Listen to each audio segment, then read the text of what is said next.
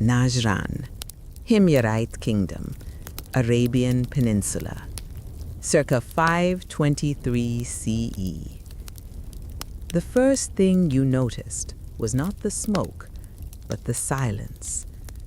It was a vast, heavy quiet that swallowed the usual clamor of the great trading city of Najran. No merchant's cry, no smith's hammer, no bleating of sheep waiting for market. It was a silence so absolute it could only be the sound of absolute terror. Then, the second thing, the heat. It pressed in from the south gate, a shimmering wave of air that turned the polished brass fittings on the doors to the bishop's residence into blinding mirrors. It was the dry, sulphurous heat of 1,000 bonfires, but concentrated, focused, and utterly merciless. It was a complex, sickening perfume of cedar wood and frankincense, the city's great wealth, now fueling the pyres, mixed with the indescribable metallic stench of burnt roses. On the roof of the city's highest watchtower, Laila, the 20-year-old daughter of the late patrician, leaned out over the crenellations. Her eyes, usually the color of the clear blue desert sky, were wide and shadowed. She ignored the way the blistering air made her skin crack and her tongue stick to the roof of her mouth. Below, in the heart of the city square, the place where they once celebrated the grape harvest and the return of the caravans, they were digging. Not graves, something far, far worse. Laila had seen the army arrive 3 days ago, not the usual border patrol, but the private legion of Yusuf As'ar Yath'ar, the Himyarite king they called Dhu Nuwas, master of the forelock, because of his single, defiant curl of braided hair. The man was a zealot, a convert to the faith of the Hebrew God, and he had come not for tribute, but for souls. He stood now beside the massive fissure being cut into the earth, the ditch, the Ukhdud. Dhu Nuwas was a figure of terrible magnetic power. Clad in black linen and polished bronze, his face was narrow and sharp, dominated by eyes that held the cold, uncompromising glint of a newly minted coin. He watched his men, a host of hardened, sun-darkened tribal warriors, drive their picks into the hard-packed earth. "Deeper," his general, a brute named Aksum, roared. "The king wills the earth itself to swallow their disbelief." Laila's throat was dry. 3 days of siege, 3 days of quiet defiance from the Christian leaders, and now this. The king was done with talking. A figure was dragged into the center of the square. An old man, his face scarred by years in the sun, but his posture straight. It was Harith ibn Malik, the city's spiritual elder. He was chained at the ankle to a rough-hewn cart loaded with massive blocks of burning wood fresh from the great temple stores. The king stepped forward, his voice cutting through the heavy air like a sword. "Harith," the king intoned, the title ringing with mock respect. "You have seen the fire prepared. I offer you and all who follow your misguided path one last gift, life." He raised his hand toward the trench, which was now deeper than a man is tall and already beginning to glow with a sickly, hungry red light from the kindling being thrown in. A simple word: renounce.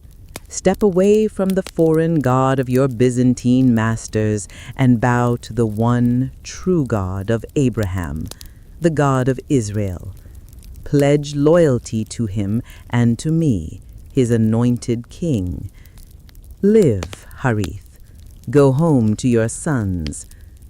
Harith spat, a small, futile gesture of contempt that landed just short of the king's polished boots. "We follow the one God who saves, not the one who burns." Harith's voice was reedy but clear. "The flame you dig is not for us, tyrant. It is a monument to your own short reign and a witness against your black soul." A collective gasp rose from the crowd of Najran's citizens who had been forced to watch. Laila pressed her hand over her mouth, her knuckles white. The king did not flinch. He did not raise his voice. He simply smiled, a cold, terrifying curve of the lip, and nodded to Qasim. "Very well," the king said, his voice quiet, final. "Let the witness begin." The sound of the first log dropping into the pit was a dull, heavy thud. It was followed by the sharp, hungry whoosh as the dry cedar instantly burst into inferno. The heat doubled. The smell of burning roses, the smell of the city's heart being consumed, choked the air. And as the king's men closed in on Harith ibn Malik, Laila knew. This was not the end of a faith, but the blazing genesis of a legend. They were not just killing a few rebels, they were carving a ditch into history itself. The flames roared, promising a terror that would shake the foundations of Arabia and echo from Constantinople to the sands of Persia. And she, Laila, the patrician's daughter, was trapped on the watchtower, a helpless witness to the dawn of the Age of Ashes. This introduction sets the stage for a story that would follow Laila's journey through the political and religious turmoil of the Arabian Peninsula in the 6th century. The narrative would then unfold across multiple viewpoints. The defiant witness and eventual survivor who carries the message of the martyrs, exploring his complex motivations, a desire to unify a fractured Yemen against Christian and Abyssinian imperial power, fueled by religious conviction and ruthlessness. A character tasked with escaping Najran and carrying the story of the massacre to the Christian king of Aksum, Ethiopia, and the Byzantine emperor, setting up the eventual massive retaliatory invasion. Excellent. The narrative will now pivot to Laila's immediate crisis and her desperate attempt to carry the truth of the massacre beyond the walls of Najran, transitioning from the spectacle of the Ukhdud to a tense escape thriller. The roar of the fire swallowed Harith's final cry. The king's men, brutalized by years of border skirmishes and now fueled by fanatic loyalty, did their work swiftly and brutally. They hauled the faithful, old men, women, and even children from their homes and delivered them to the edge of the blazing ditch. Laila did not watch the rest. Her father, the patrician, had taught her to assess a crisis, not merely react to it. And the crisis was not the death of the martyrs. Their fate was sealed and their witness given. The crisis was the survival of the message. No one can know the truth if there is no one left to tell it. She backed away from the watchtower railing, the heat now scorching the air, making the terracotta roof tiles sing. The city below was now a bizarre juxtaposition. The square was a cauldron of execution, but the surrounding streets were unnervingly quiet, locked down by Dhu Nuwas's meticulous guard patrols. Najran, the great pearl of the trade routes, was now a tomb with walls. Laila moved like a shadow, pulling the hood of her plain dark blue desert mantle over her hair. She descended the winding stone staircase of the tower, every scrape of her sandals sounding like a thunderclap in the oppressive silence. She slipped into the narrow alley behind her family's manse, The air here was thick with a new, horrifying odor. Not the fire, but the smell of fear and abandonment. Windows were shuttered tight. Even the street dogs had fled the presence of King Yusuf's men. Suddenly, a massive shadow blocked the path. It was Aksum, Dhu Nuwas' general, a giant of a man whose armor was blackened with dust and whose face was slick with sweat and the fierce satisfaction of his bloody work. He had 2 other soldiers with him, dragging a load of confiscated scrolls and religious artifacts toward the central fire. Laila froze, plastering herself against the rough stone wall, trying to melt into the shadows. "Search the Harat, quarter," Aksum barked, his voice grating like stone on stone. "I want no one left. Any who oppose the king, or simply witness this day, are an enemy of the Himyarite throne. Burn the books, and check the cisterns. Some of those rats try to hide in the dark." The soldiers peeled off. Aksum paused, right by Laila's hiding spot, staring toward the square. Laila could hear his ragged breathing, the clink of his heavy sword, and the sickening roar of the ditch fire nearby.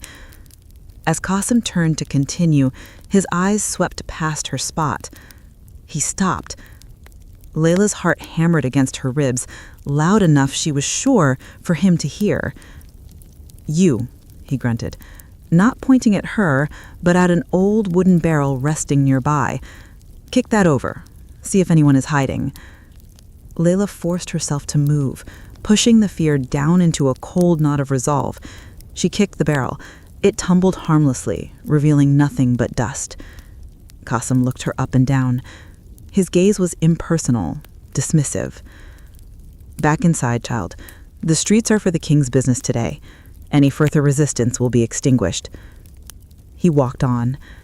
Laila stood trembling, tasting bile and dust. She was safe, not because of cleverness, but because in the eyes of the king's army, the lives of ordinary citizens were utterly insignificant. Laila reached the old family stable. It was a ruin. The soldiers had already looted the best horses for their own use.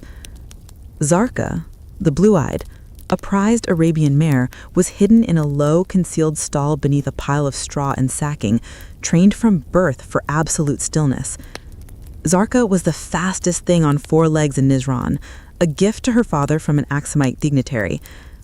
Laila whispered to the mare, her voice cracking with suppressed emotion. "Today, we run for more than a prize, my beauty. We run for the world." She quickly saddled the mare with a light traveling rig and checked the meager supplies: a goatskin of water, a pouch of dried dates, and most importantly, the parchment tube hidden deep within her mantle. It contained copies of the latest trading manifests, which her father had insisted she memorize, details of the Himyarite army strength, Dhu Nuwas' supply lines, and the exact coordinates of Najran. The intelligence was vital. The story was even more so. The only way out was the rarely used western watergate, which opened toward the harsh desert where only smugglers dared to tread. It was guarded, but lightly. As she led Zarqa silently toward the gate, the wind shifted.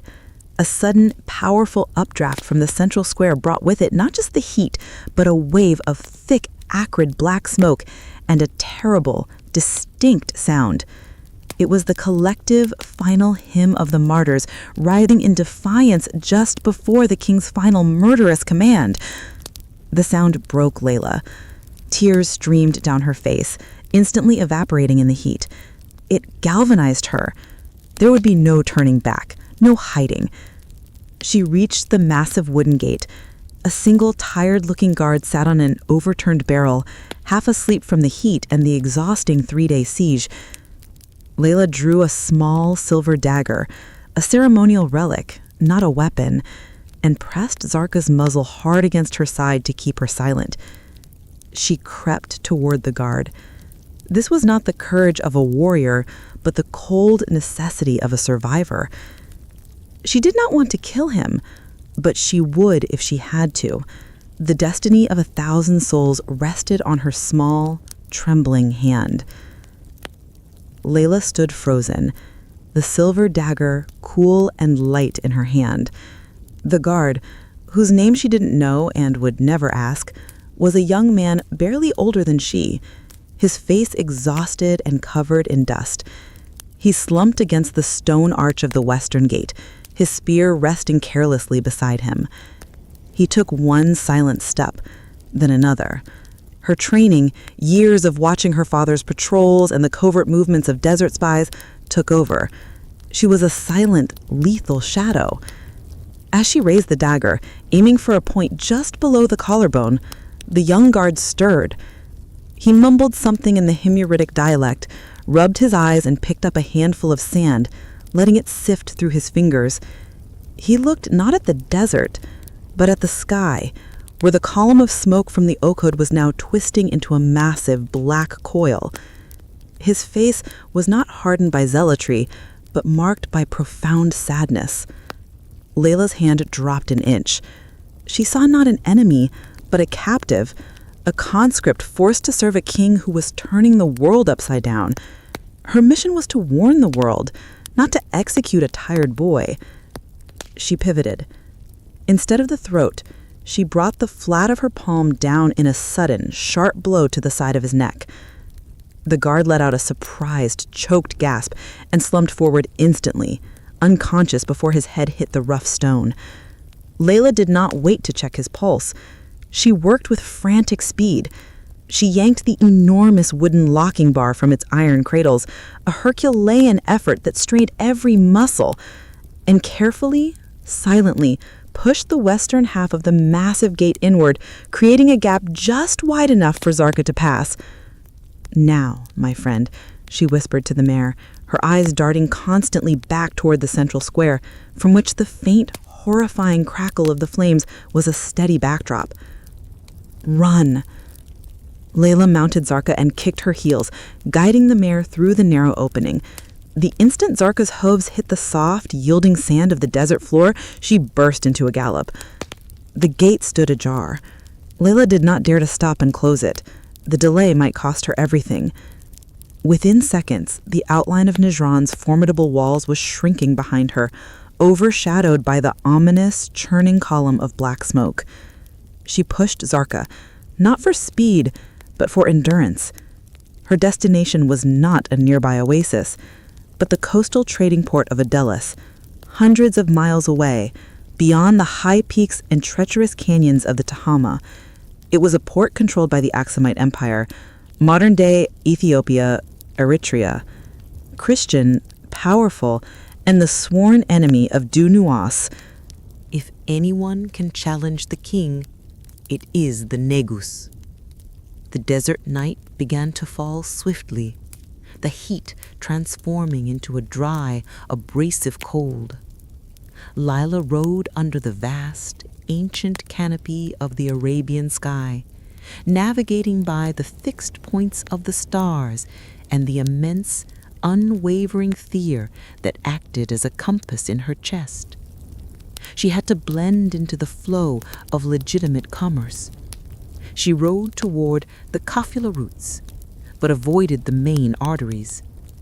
She was looking for a specific, dangerous path, the smuggler's track known as the Serpent's Coil, which ran close to the mountain passes. For the next 2 days, the world was reduced to the rhythm of Zarka's hooves and the rasp of Laila's own breathing. She rationed the water religiously, keeping the sun on her left to maintain a heading. She slept during the worst heat of the day, hidden in the narrow, sculpted shade of massive dunes.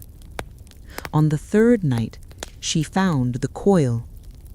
It wasn't a road, but a series of faint, nearly invisible depressions in the sand, marked only by cairns of dark stones placed by experienced desert guides.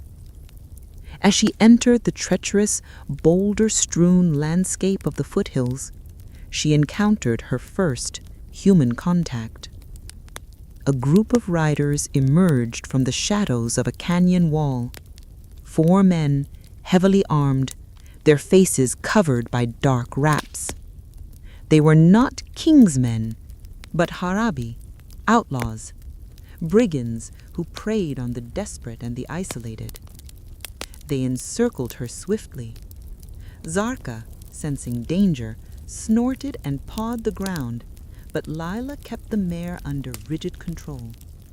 The leader, a man with a scarred cheek and eyes like chipped flint, held up a curved Himyarite saber.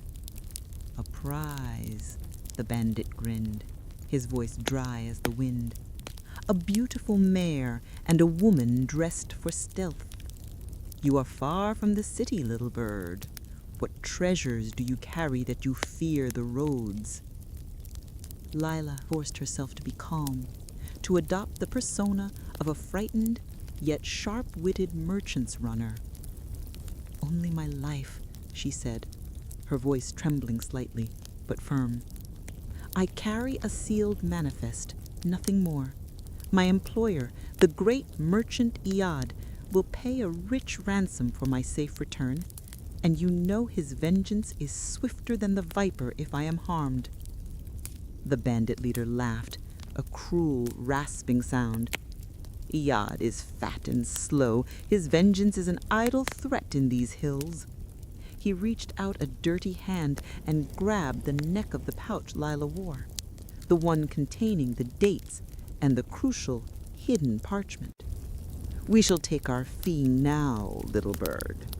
The king has cleansed Najran of its filth, but the desert, my dear, remains an eternal sanctuary for real predators." He began to pull, his scarred face close. Laila knew she had seconds before he found the hidden scrolls. She could fight and risk death, or she could gamble on the one thing a bandit respected more than gold. The bandit leader's grip tightened on Laila's pouch. His breath, hot and stale, washed over her face. His eyes, fixed on her, held a predatory glint. The other three outlaws positioned their horses to block any escape. "No," Laila said, her voice dropping to a low, steady tone that surprised even herself. "You misunderstand, Ya Sayyidi. I am not offering gold. I am offering knowledge." The bandit leader paused, his hand still on her pouch. His rough face creased in a sneer. "Knowledge? What knowledge could a solitary bird like you possess that is worth more than the gold in your purse or the fine mare beneath you?" "The king has cleansed Najran," Laila began, her gaze sweeping from his scarred face to the faces of his men, trying to gauge their reactions. "He has purged the city of its Christian inhabitants with fire, the likes of which have never been seen. The trading routes are broken, but more importantly, the king's eye now watches the kafila routes more closely than ever. He seeks not just rebels, but anyone who might carry their message." I leaned forward slightly, her voice a conspiratory whisper. "But I know a path, a way through the black canyons of Hadramaut, a route unknown to the king's patrols where the ancient spring of Zamak still flows strong. It is a path for smugglers, for those who wish to avoid the king's new brutal taxes and the scrutiny of his zealous captains." The bandit leader's eyes narrowed, but a flicker of something else, interest perhaps, or cunning, entered them.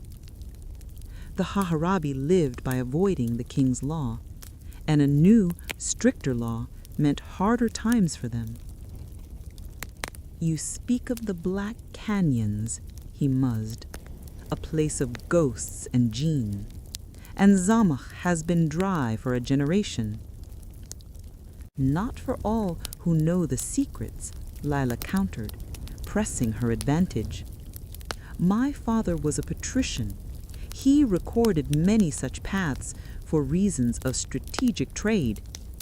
And the king is now searching not for my family, but for anyone who might spread the truth of his atrocities. If you take me, you take a target.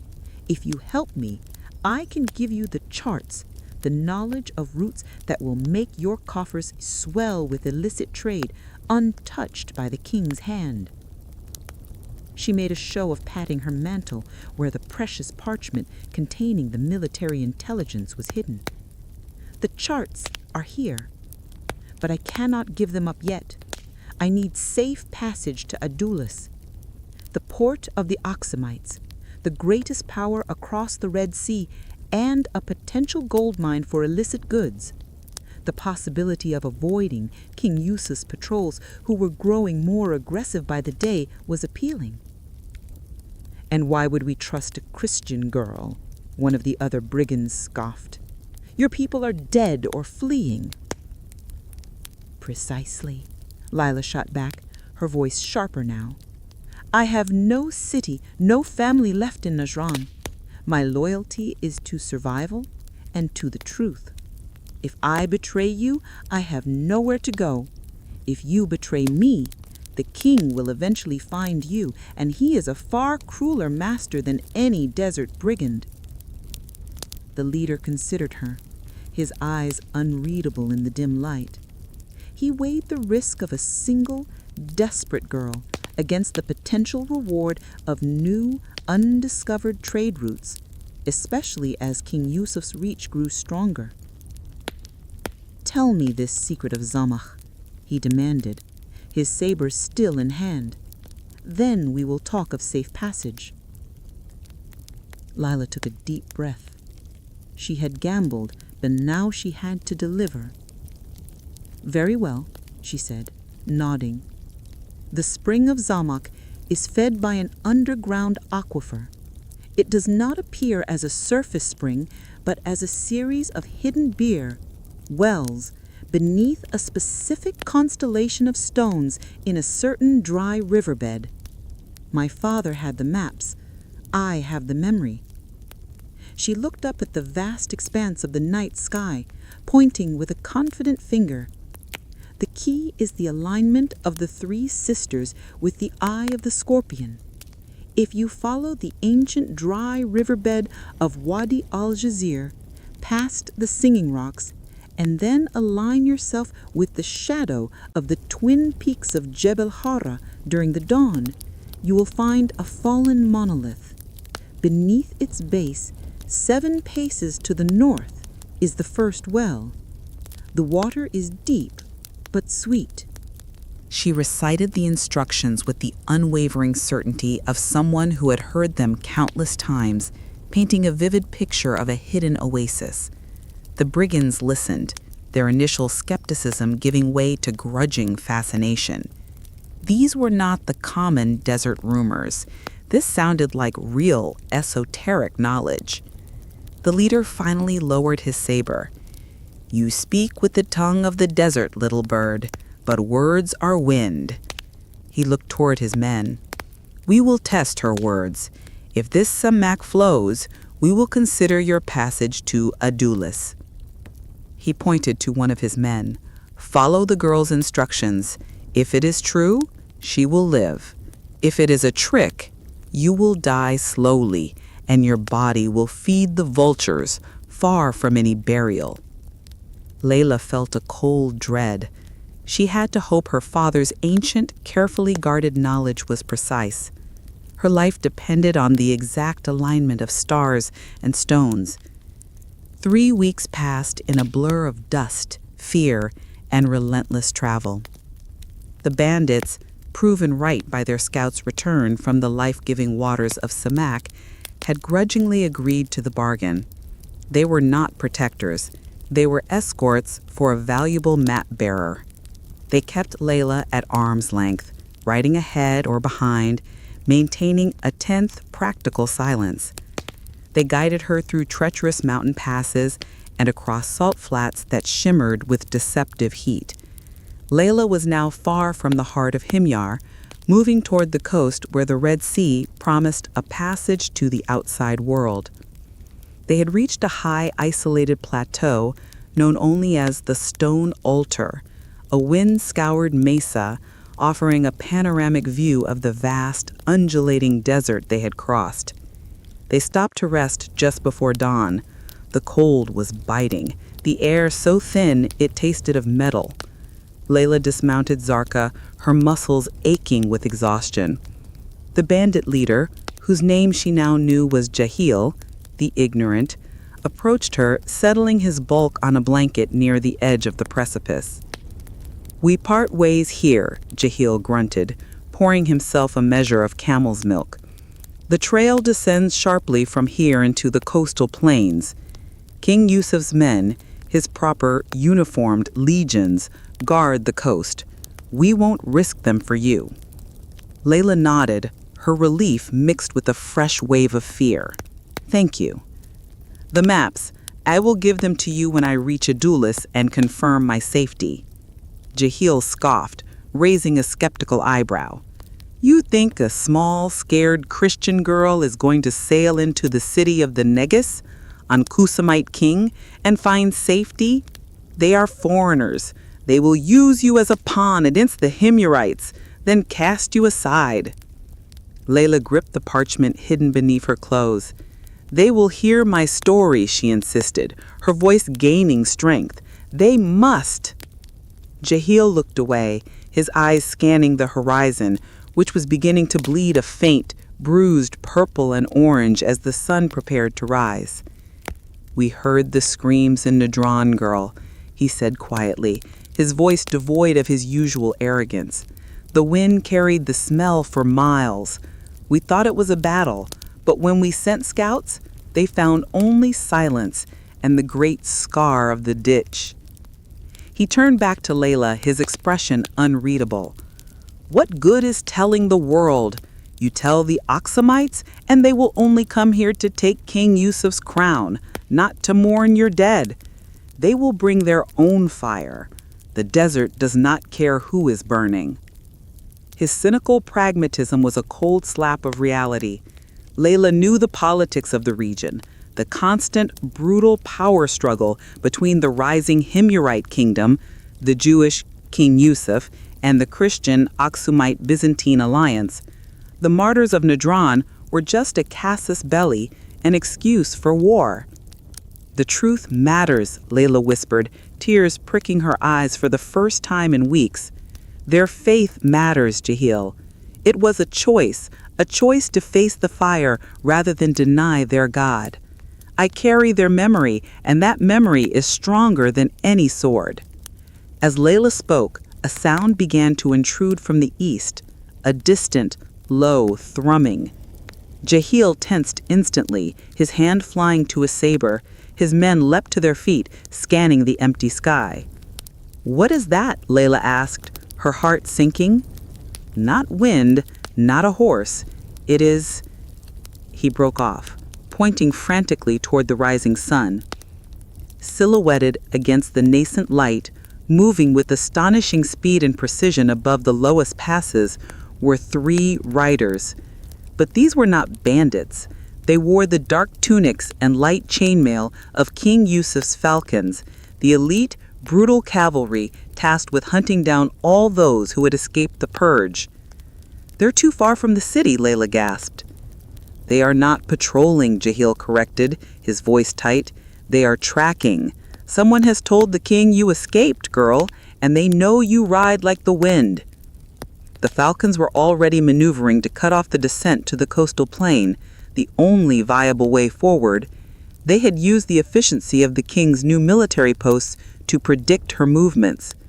Jahil was suddenly decisive. "Grab your mare. The bargain is over, Laila. We are taking the old way, the path down the sheer cliffs." "But Zarqa can't manage that descent," Laila cried. "The cliff face was a series of narrow, almost vertical switchbacks used only by goats and the most desperate smugglers on foot." "Then she dies, and you live," Jahil snarled. "The king wants you alive to make an example of a patrician's daughter. He is not hunting us, he is hunting you." As the 3 falcons closed the distance, the wind carried a sound that chilled Laila to the bone, a series of sharp, rhythmic whistles, the unique signal code of the Himyarite elite.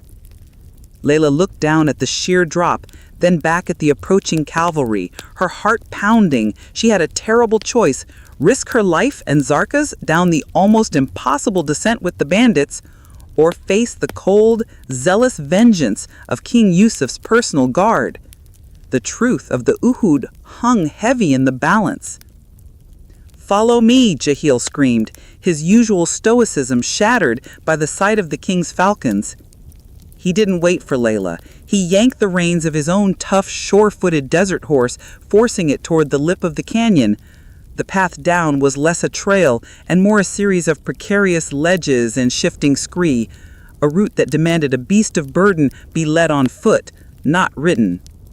Laila stared at the approaching falcons. They were already spreading out, aiming to pin her against the cliff face. Their leader raised a bow, a Himyarite composite weapon, capable of deadly accuracy even at this range. "Forgive me, my love," Laila whispered fiercely to Zarka, pulling the mare's head around. She made a sudden, desperate choice. Instead of dismounting, she drove Zarka toward the descent, trusting in the Arabian mare's legendary agility and her own skill as a rider. She knew that to slow down now was to die by an arrow or fall into the hands of the king. The descent was a violent, chaotic ballet of slipping stone and strained muscle. The mare didn't run. She slid and leapt down the slope, her hindquarters often dragging, her hooves scrabbling for purchase on ledges barely wide enough for a goat. Laila clung to the pommel, her body absorbing the brutal jolts, praying that one of Zarka's legs didn't snap. Above them, the falcons were now at the plateau's edge. A heavy arrow whistled past Laila's ear, splintering a rock inches from Zarka's head. The mare whinnied in terror and stumbled, nearly throwing Laila. "Go, go!" Laila screamed, abandoning technique and relying purely on instinct. Jahil, already 100 feet below, looked up and cursed. He had expected her to follow his men on foot. The speed and recklessness of her descent were astonishing. The falcon leader, realizing Laila was gaining too much speed, shouted a command. The three riders dismounted and began their own descent on foot, leaving their valuable horses behind. They were trained to move like mountain goats, carrying shorter hunting bows and drawn scimitars. The distance closed rapidly. Laila could hear the crunch of their boots on the loose stone above her. She had one chance. They were traversing a long, loose slope of shale, a geologic feature known to collapse without warning. Laila grabbed the reins and, using all her strength, forced Zarka to rear up and stump heavily on a large, jutting boulder at the edge of the slope. The boulder shifted, grinding against its base. Then, with a roar that momentarily drowned out the wind, the shale slope gave way. A massive, cascading wave of rock, scree, and loose earth thundered down the mountain, directly beneath the path where the falcons were descending. "Back! Back!" the falcon leader yelled, but it was too late. Two of the falcons, caught in the sudden, blinding torrent, were swept away in a terrifying cloud of dust and debris, vanishing down the side of the mountain with sickening finality. The third falcon, the leader, managed to grab a jutting root, hanging precariously hundreds of feet above the valley floor. He was alive, but immobilized, his face contorted with rage and desperation.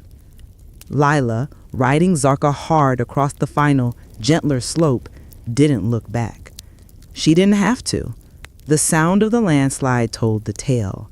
Her desperate maneuver had worked, but it had also exhausted Zarka completely. She caught up with Jahil and his men as they burst onto the coastal plain. A sudden, beautiful expanse of scrub brush and warm, moist air carrying the distant scent of the sea. Jahil stopped, watching Laila. His respect was palpable now, replacing his earlier contempt. "You killed them," he said, not as an accusation, but as a statement of fact. "With the mountain. You are not just a messenger, little bird. You are a killer of king's men." "They would have burned me," Laila said simply, sliding off Zarka's back, her legs shaky. The mare was panting heavily, her sides heaving. "The sea is that way," Jahil said, pointing toward the dense, grayish fog that often covered the Red Sea coast in the early morning. "Adulis is north. Follow the coast for 3 days, then cut inland at the old salt marsh. Find the lighthouse, and you will find a captain willing to take Aksumite coin." He threw a small, heavy purse of silver coins to her. "For the captain. Our bargain is concluded. Now, ride, and don't look back." Laila nodded, her throat too tight for words. She remounted and turned north, toward fog, toward the sea, and toward the capital of the Aksumite Empire, a civilization that was about to receive a terrible, fiery message from the heart of Arabia. As she entered the cool, thick coastal fog, she felt the absolute, crushing weight of thousands of lives consumed in the Ukhdud settle upon her shoulders. She was no longer Laila, the patrician's daughter. She was the witness, and her testimony would ignite a war. 3 days later, Laila's world shifted from the brutal silence of the desert to the deafening clamor of global trade. It was a city of stark, intoxicating contrasts. The air was heavy with the sweet, musky scent of cinnamon and myrrh, mixed with the sharp, metallic tang of the Red Sea and the stink of unwashed sailors. It was a place where Greek, the language of Aksum, Syriac, and Himyarite dialects clashed in a constant, roaring din. She had traded Zarka for a small, dilapidated fishing boat just outside the harbor limits, using Jahil's silver. The mare was now free, her destiny complete. Stepping onto the busy stone quay, she was overwhelmed. Najran was a city of controlled wealth. Adulis was a jungle of raw, unrestrained commerce and imperial power. She saw silks from Persia, ivory from the African interior, gold from the Negus' own mines, and most terrifyingly, soldiers. The Aksumite military presence was immense. Tall, dark-skinned soldiers in gleaming bronze armor, carrying long spears and round shields embossed with the cross of Aksum, patrolled the docks. They were Christians, the same faith as the martyrs of Najran, but they were also the military arm of a vast, demanding empire. She had to find the right person, not a street priest, not a merchant, but someone with the ear of the Negus Kaleb, the king of Aksum. Laila moved away from the docks. Her plain desert attire made her instantly conspicuous among the brightly clad Aksumite children and Greek traders. She knew her best hope was the foreign diplomatic corps. She found herself in the quarter dominated by Byzantine influence. Stone buildings carved with Greek inscriptions, bustling taverns serving strong wine, and warehouses flying the imperial colors of Constantinople. It was here she sought the Patriarchate of Alexandria's representative, the spiritual link between the Aksumites and the great Christian power to the north. She stopped a tired-looking scribe, clutching a stack of scrolls. "Sir," she said in halting but correct Greek, taught to her by her father's tutors, "I seek the residence of the Byzantine ambassador or the metropolitan. I carry urgent news for the Negus Kaleb." The scribe glanced at her dusty mantle and her desperate eyes. He dismissed her instantly. "The metropolitan hears matters of faith, child, not desert gossip. Go to the magistrate if you have a complaint about taxes." Laila planted herself firmly in front of him. "This is not gossip. It is a testament. The king of Himyar, Yusuf Dhu Nuwas, has slaughtered the Christian population of Najran. He burned them alive in a ditch." The scribe recoiled slightly, a flicker of genuine shock crossing his face before he masked it with professional disdain. "Such rumors spread like fire, little girl. They are meant to stir trouble. Go now, before I summon a guard." Just as Layla's hope began to wither, a figure emerged from a nearby tavern. He was a man of medium height, dressed in the dark practical robes of a high-ranking cleric, but his eyes were sharp and worldly. He had a full graying beard and carried himself with an air of quiet authority that drew Layla's immediate attention. This was not a street priest. He stopped, holding a heavy silver cup, and addressed the scribe in perfect, resonant Greek. "Tell me, young lady," the cleric said, his voice deep, "what ditch and what fire?" Layla turned, gripping the heavy parchment under her mantle. "The Ukhdud, sir, the ditch of fire. 3 weeks ago, in Najran. King Yusuf offered our people life if they would renounce Christ. They refused. He burned them all. I was a witness. I escaped to tell the Negus and the emperor." The cleric did not flinch, but the silver cup in his hand trembled. He dismissed the scribe with a wave of his hand. "My name is Thomas," the cleric stated, his eyes boring into hers. "I am a personal envoy of the Metropolitan of Alexandria, currently organizing the church's relief efforts in this region. If this is true, it is not just news. It is a casus belli that could plunge the entire Red Sea into war." He glanced at Layla's attire, then her intense, unwavering eyes. "You are from the desert. You look hungry and utterly exhausted. If you lie, you will face the full wrath of the Aksumite crown for inciting war. If you speak the truth, you have started one." Layla unfastened the parchment tube from its hidden pocket. Her fingers, stained with desert dust and blood, unrolled the thick, carefully sealed scrolls. They contained not just the military manifests her father had compiled, but a small, heart-wrenching addition she had secretly made, a charcoal drawing, quickly sketched in the hour before her escape, depicting the scene in the Najran square, the great flame, the looming figure of Dhu Nuwas, and the silent, terrifying procession of the faithful. Layla offered the scrolls to Thomas. "Here is the proof of the king's might, his troop movements, and his weakness," Layla said, her voice shaking slightly now that the tension of the chase was over. "And here—" She handed him a final, small packet wrapped in linen. It was a lock of hair from Harith ibn Malek, the elder who had spat at the king, and a single, blackened rosebud she had snatched from the ground near the Ukhdud. "Here is the smell of burnt roses. Let the Negus smell the evidence. Let him smell the witness of the ditch. Then let him wage the war that is necessary." Thomas took the artifacts. He looked at the lock of hair, then at the single, charred rosebud, and finally at Layla. His worldly cynicism evaporated, replaced with cold, hard resolve. "Come," he commanded, his voice suddenly powerful and resonant. "You will not speak to a magistrate.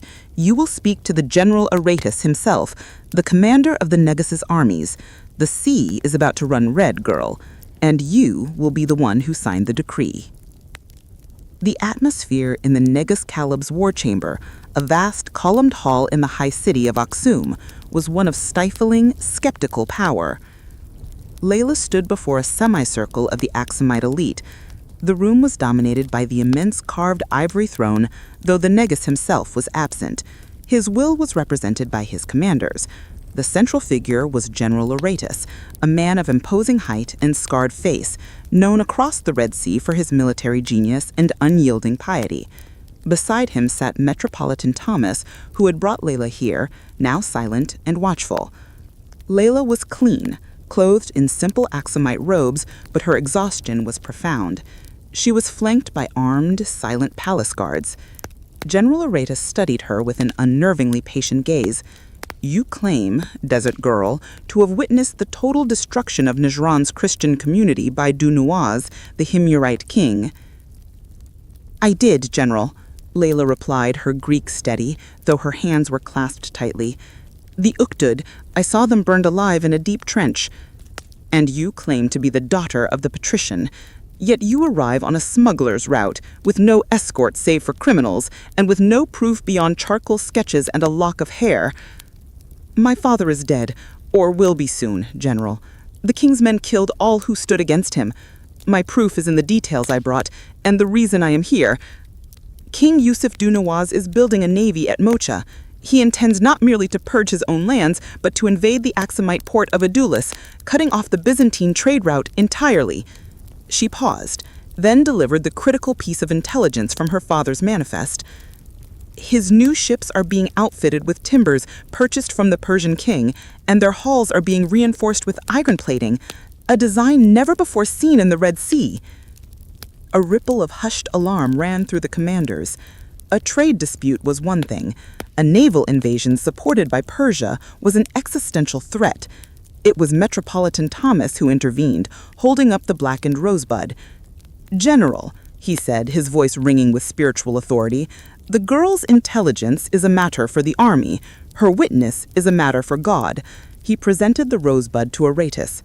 "She calls this the smell of burnt roses. Look at it. This is a common, cheap bloom grown in the cistern gardens of Najran. It should be fragile, yet it is now iron-hard, preserved by the intensity of the heat. It is a piece of their church garden, taken from the lip of the fire pit." Aratus took the rosebud, turning it over in his hand. The king did not simply execute traitors. He forced an act of faith. He ordered them to renounce. They refused. He has not merely waged war against a people. He has committed sacrilege against the Christ and a mortal insult against our Negus, who is Christ's appointed protector in this sea. General Aratus closed his fist around the charred flower. The pragmatic military leader now saw the profound political and religious necessity. The story of the ditch was the perfect rallying cry. "An insult that demands the shedding of blood," Aratus concluded, his decision made.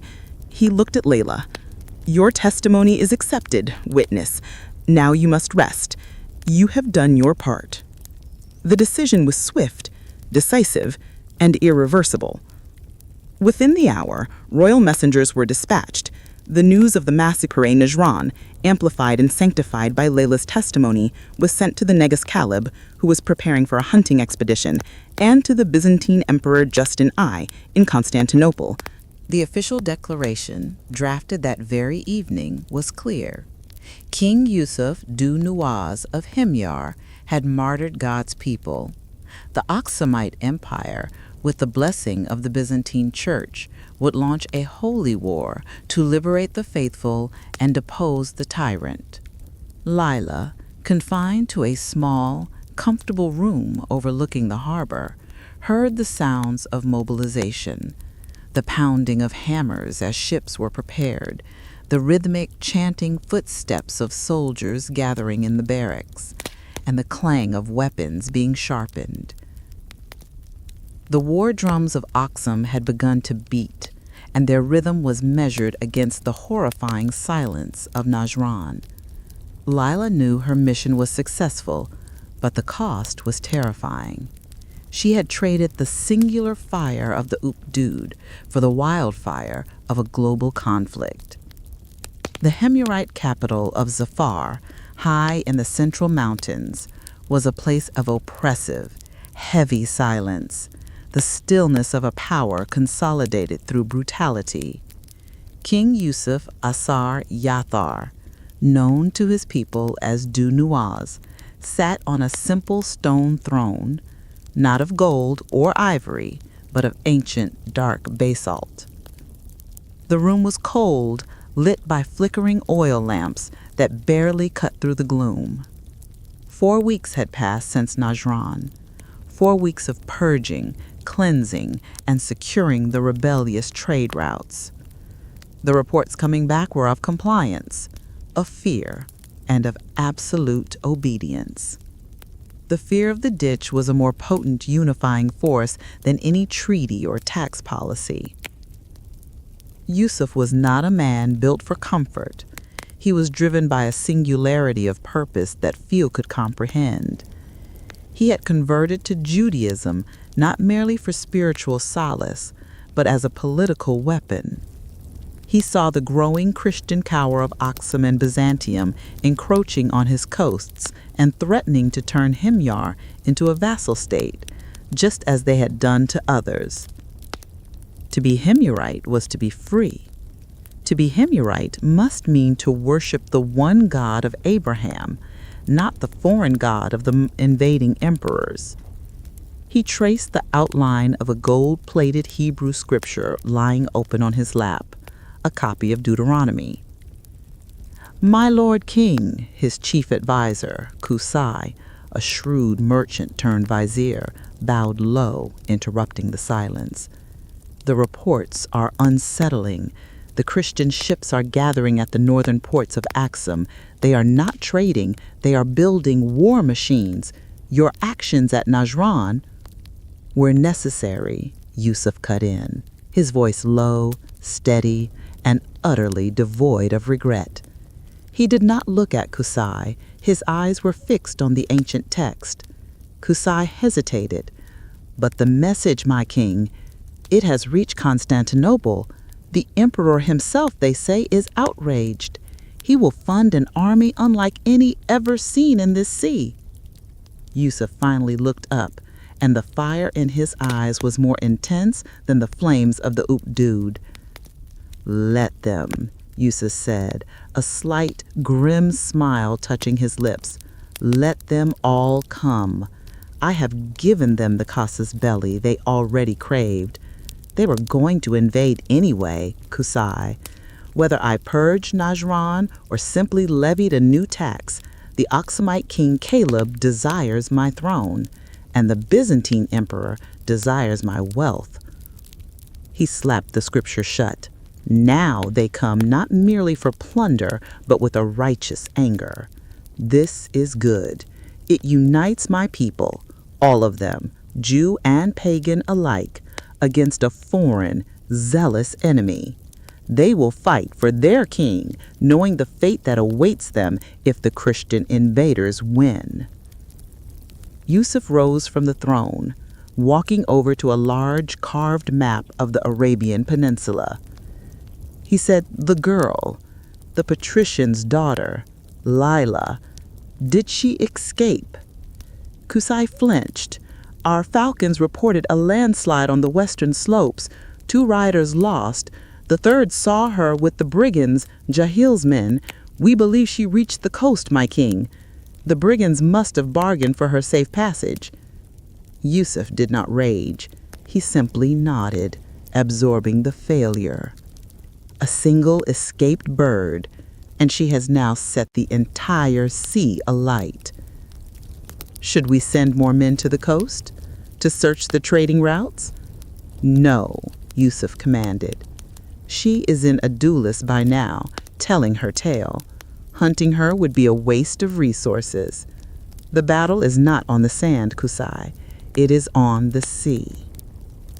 He pointed to the port of Moch'a on the map. The coastal defenses, are they ready? Have the fire drakes been installed, the chains across the harbors? They are ready, my king.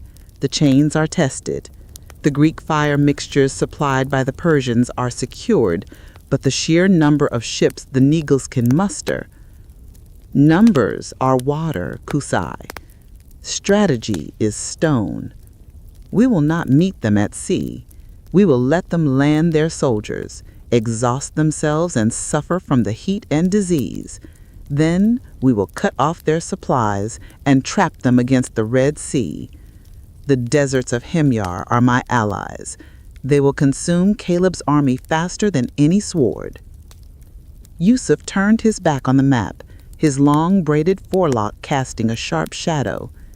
He stood before a window looking out over the dark, sprawling city of Zafar. Qusay, he said, his voice softening, a rare moment of introspection. The world is divided, east versus west, Rome versus Persia, and now the God of the cross against the God of the law. You have chosen your side, my king, with fire, Qusay noted. I have chosen the side of Himyar. My only sorrow for Najran is that the young girl escaped. She will turn my necessary action into a political lie, a tale of pure, unprovoked evil. But history is written by the victors. and I intend to win this war, no matter the cost in blood or reputation." He picked up a simple iron cup and raised it, not in a toast, but in a challenge to the encroaching darkness. "Let the Aksumites come. Let the war begin for the freedom of Himyar and the faith of Abraham." The city of Aksum, high on the Abyssinian plateau, was a capital built of both faith and stone. It was a metropolis of towering granite obelisks, ancient temples, and immense Christian basilicas. Unlike the austere atmosphere of Himyar, Aksum pulsed with imperial confidence and divine mandate. The news carried by Metropolitan Thomas and confirmed by Laila's harrowing testimony had ignited the court.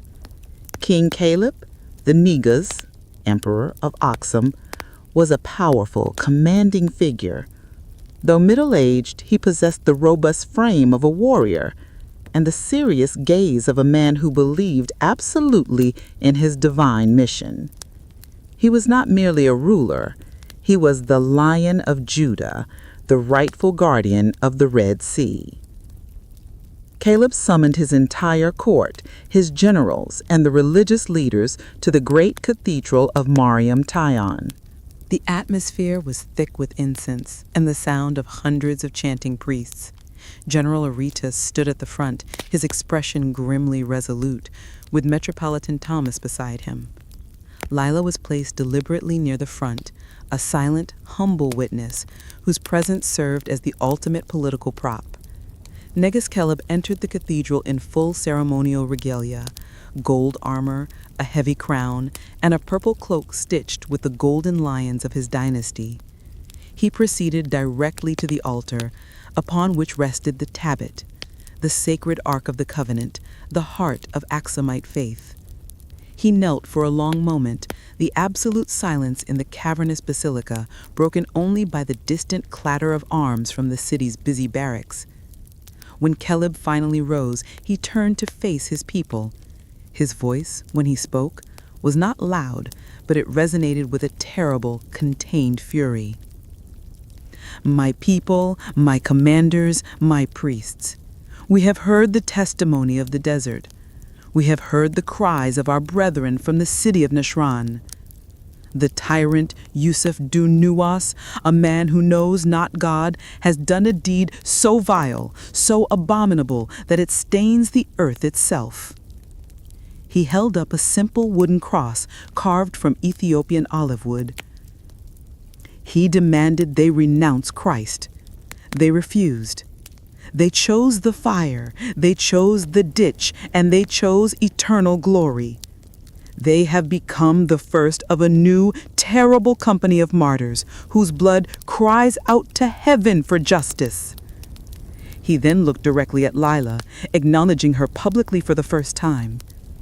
This young woman, Laila, the daughter of a murdered patrician, risked her life across 1,000 miles of fire and sand to bring us the truth. She is the living witness that convicts the king of Himyar.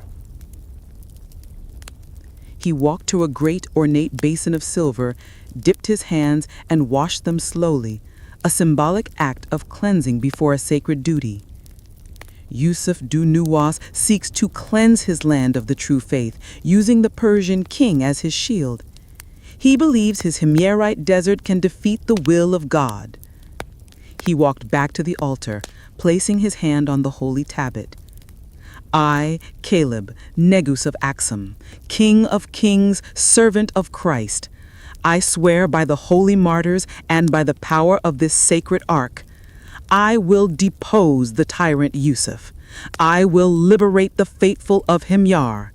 And I will not rest, nor will I take comfort, until the cross is planted securely on the coast of Arabia." He removed his heavy, jewel-encrusted crown and placed it on the altar. The gesture was shocking, a powerful emperor symbolically surrendering his earthly status. "If I fail," Kaleb declared, his eyes blazing, "I will remain in humble clothes and will never wear the crown again. I will not return to Aksum until this sacrilege is avenged." The oath galvanized the entire kingdom. The next 3 days were a frenzy of preparation. The Aksumite fleet, the largest naval force ever assembled in the region, was finalized. Laila was taken to the docks to see the fleet preparing to sail. The sheer scale was breathtaking. Hundreds of ships crammed with tens of thousands of soldiers. General Aretas stood beside her, watching his army board the ships. "Your testimony was flawless, Laila," he said, watching his army board the ships. "The Negus is a righteous man, but he is also a statesman. Your intelligence on the naval defenses and Persian influence convinced him this was a war for survival, not just for faith." Laila watched the huge, dark warships being loaded with supplies and siege equipment. The war she had started was now an unstoppable leviathan. "Will you be safe, General?" she asked, the question escaping before she could stop it. Aretas smiled, a rare, hard expression on his face. "I will be protected by the anger of the martyrs, witness, but Kaleb wants you to remain here. You are too valuable. You are the symbol of the invasion. You are the one who will testify when we have Yusuf in chains." He turned to board his flagship, a massive trireme with the Christian cross painted boldly on its main sail. "The wind is good, Laila. We sail at dawn." As the first rays of the sun struck the water, the Aksumite fleet began to move. A vast, silent, terrifying wave of iron and men heading across the Red Sea straight toward the fortified coasts of Himyar and the waiting king, Yusuf Dhu Nuwas. King Yusuf Dhu Nuwas stood alone on the highest watchtower overlooking the Red Sea. He had traveled swiftly from Zafar to the coast, taking command of the primary defense position at Moch'a, the port he had frantically fortified in the months leading up to the expected invasion. The night had been clear and cold, but the approaching dawn brought with it a distinct, unsettling change in the atmosphere. The air tasted thicker, charged with a strange blend of salt and anticipation. His general, Shurabil, a fierce tribal commander, climbed the steps to join him. Shurabil carried a long bronze telescope, a rare gift from a Persian ally. He didn't need it now. "My king," Shurabil said, his voice husky, "the scout ships have confirmed it. The horizon is no longer empty." Yusuf said nothing, his profile sharp against the growing light. He didn't need confirmation. He had felt the shift in the world's balance. "How many?" Yusuf asked, his eyes unblinking as they gazed east. "By our best count, 50 main warships, my king, and perhaps triple that number of transports and supply barges. The whole Aksumite navy and their army with them. They are coming for you, Yusuf." Yusuf finally permitted himself a grim, satisfied inhalation. 50 main ships, he repeated. A massive waste of resources. Kaleb sails under the delusion of divine power, Shurabil.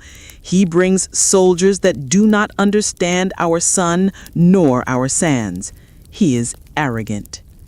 "He brings overwhelming force," Shurabil countered soberly.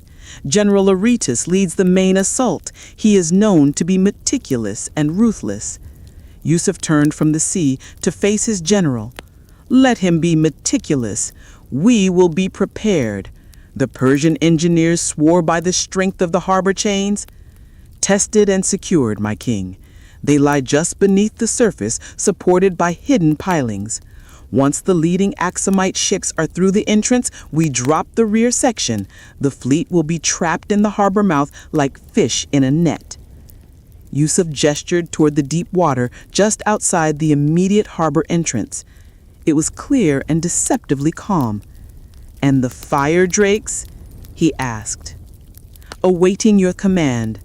The mixture is stable and the delivery barges are concealed in the coastal caves. It will be a sight of true terror, my king."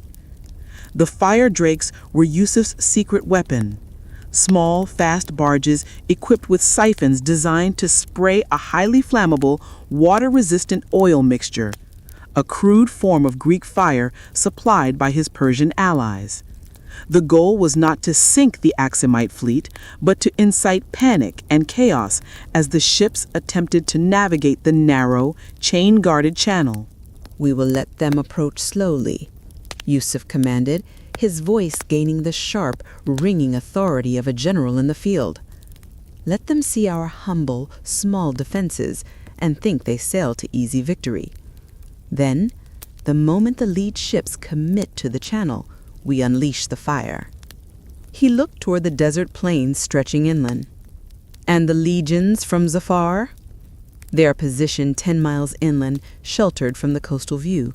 They are rested, hydrated, and ready to march to cut off the retreat once the main force disembarks." As the dawn fully broke, it illuminated the horizon. Sharibo raised the telescope one final time and let out a sharp intake of breath. "My king, they are visible now." Yusuf took the telescope, adjusting the lens. In the center of the brass circle, the vast, dark fleet of the Aksumites was clearly visible. It looked like a dark swarm on the flat silver mirror of the sea. At the very front, a single immense warship sailed alone, General Aretas's flagship. It was far grander than any ship in the Himyarite Navy. Yusuf saw, painted on its sail, the large, bold cross of Aksum. He lowered the telescope, his face a mask of fierce concentration. "They flaunt their sacred symbols, Sharibo. They believe their Ba'd grants them victory. They believe the blood of Najran gives them moral superiority." "What do we believe, my king?" Sharibo asked, his voice low. Yusuf turned to the south, where the sun was beginning to climb, casting long, sharp shadows over the desert. "We believe in cunning. We believe in steel. And we believe that the God of Abraham will favor the people who fight for their own soil and their own freedom, not those who invade for empire." He drew his own sword, a simple, heavy iron blade, and pointed it toward the approaching fleet. "Sound the horns. Let them see our flag. Let them know King Yusuf Dhu Nuwas is here, and he is ready to receive his guests." The clear, defiant sound of Himyarite war horns echoed across the water, a stark challenge to the approaching imperial armada. The first great clash of the War of the Ditch was moments away. The Aksumite fleet advanced with magnificent, terrifying precision. General Aretas's flagship, the Witness, led the formation. Its massive ram aimed directly at the narrow, seemingly unprotected harbor mouth of Moch'a. Aboard the flagship, Aretas stood calmly on the forecastle, watching the Himyarite coast. He saw the small, meager defenses, the few ballista mounted on the piers, and smiled grimly. "They are unprepared," he declared to his officers. "Yusuf is a desert fighter, not a sea captain. This will be swift." He did not see the vast, submerged iron chain lying across the channel floor, nor did he see the flat, camouflaged fire barges concealed in the flanking caves. Aretas ordered the first wave of 30 ships, the fastest and lightest, to enter the harbor.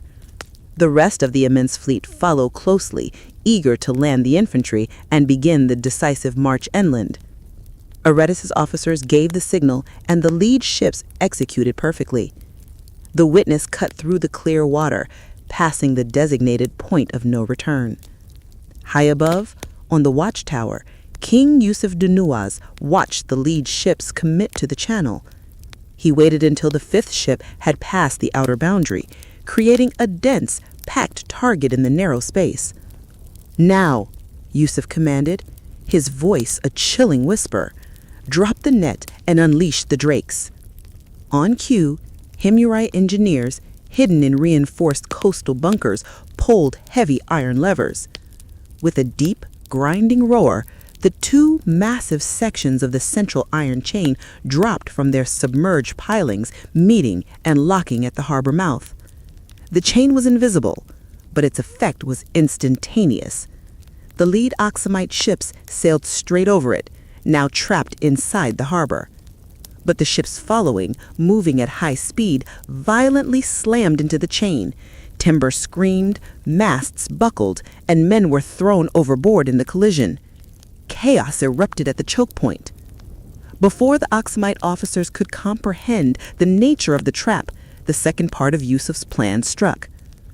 From the coastal caves, the small, swift fire drakes, the barge carrying the naphtha-based mixture, shot out.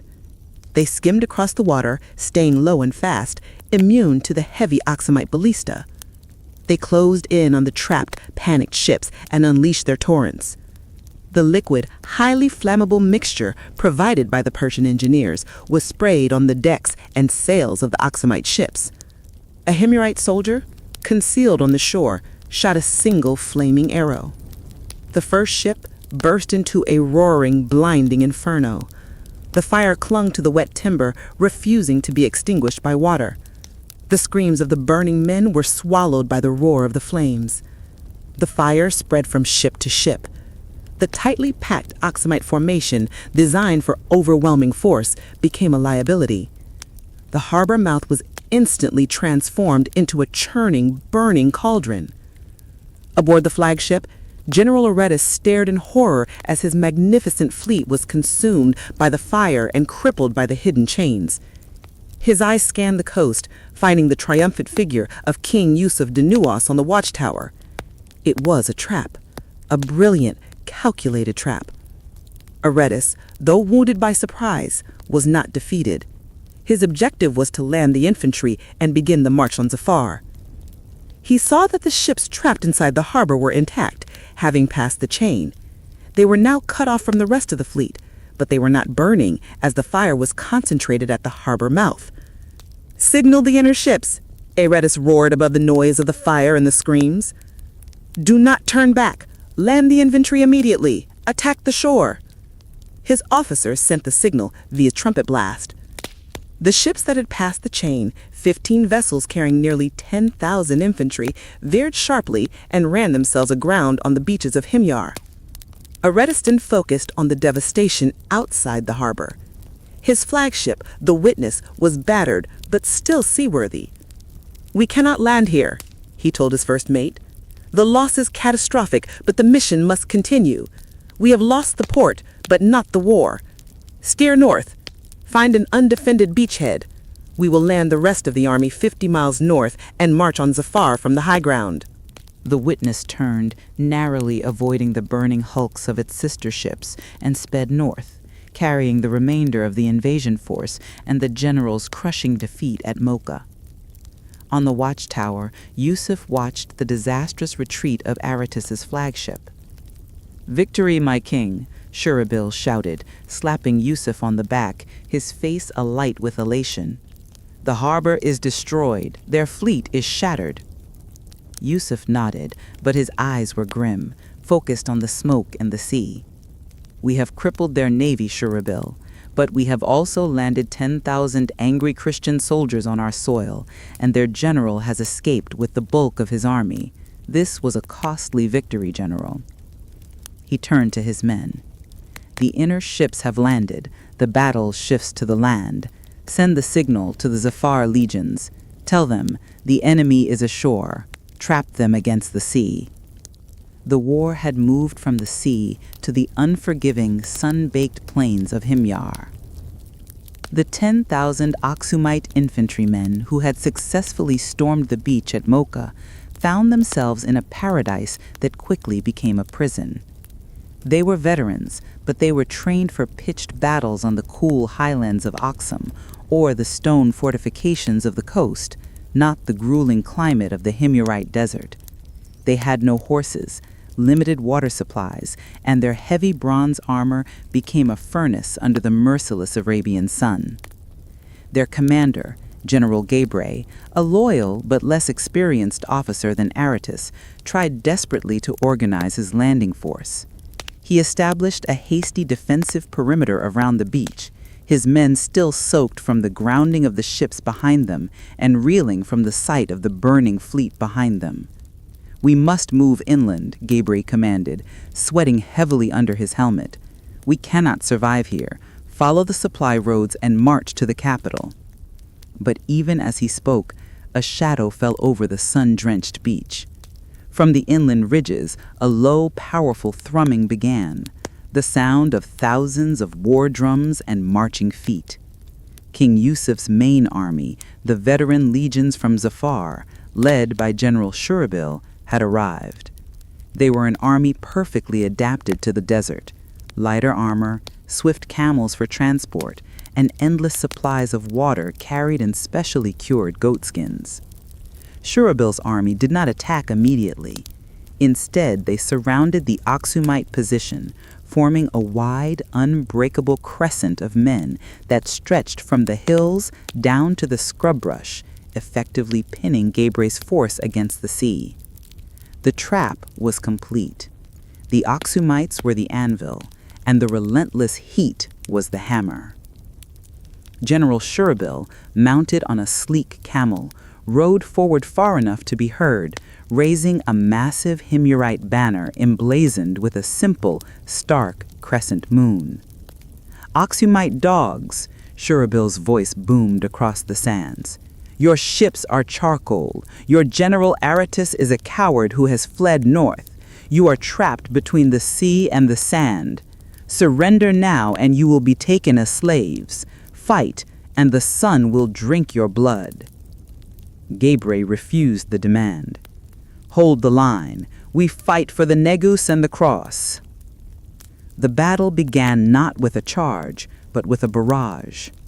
Himyarite archers, protected by the heat-shimmering dunes, loosed thousands of arrows into the exposed Aksumite ranks. The Aksumite archers, exhausted and blinded by the sun, struggled to match the deadly precision of the Himyarites. The decisive blow, however, was not delivered by a weapon. It was delivered by thirst and heat. Yusuf's forces, patient and disciplined, focused on cutting off any small path Gebre tried to forge inland. The fighting was fierce but futile. For every Himyarite soldier lost, 5 Aksumites collapsed from heat stroke. Their heavy metal armor, designed for protection, became instruments of torture. By midday, the Aksumite line had broken into small, desperate pockets. General Gebre, witnessing his men dying not by the sword but by the sun, made a final doomed charge toward Shurabil's banner. He was cut down swiftly, his final breath rattling in the dry air. Shurabil rode over the bodies, his eyes cold. The battle was over. The 10,000 had been reduced to a few thousand exhausted, parched, and demoralized prisoners. King Yusuf, arriving on the battlefield after the fighting ceased, surveyed the scene. The scattered bodies, the captured soldiers, and the lingering scent of smoke from the harbor. "Take the captives," Yusuf commanded, his voice tight with finality. "Treat their wounds. They will be taken to Zafar to work the copper mines. And Shurabil, send a message to the northern scouts." "The message, my king." Yusuf looked north toward the mountains where General Aratus and the main army were attempting their desperate march. "Tell General Aratus that his brothers are broken, and tell him that while he marches through the unforgiving highlands, I have sent forward my fastest riders to lay the next trap. The desert may grant him passage, but it will offer him no water."